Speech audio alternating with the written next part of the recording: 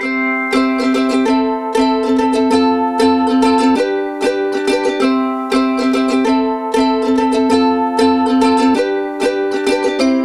can we talk about how children and youth are affected by climate change information and how they either, take in the information, assimilate that information, and how that differs by age? Anybody want to go for that one? I'm happy to jump in a little bit, Sure. in particular from a school perspective.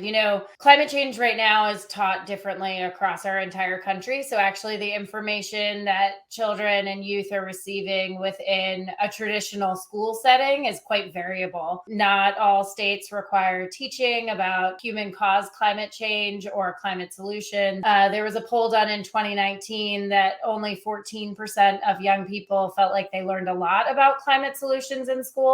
And yet, as we've seen, like there are increasing number of young people that are worried about it because they're seeing the realities around the world around them. Yet then they're going into their classrooms and they may or may not be getting the information that they need to process this. And I know there are some young people that I've had the opportunity to work with in particular that have highlighted the silence that they've felt when they've entered the classroom, or it's only really taught when you get to a level of AP biology and never really foundationally taught. And I remember one of the young people said to me, I thought I was too worried about this issue because I was extremely worried. I had seen my grandparents be impacted on both sides of my family, one in India, one in rural Tennessee.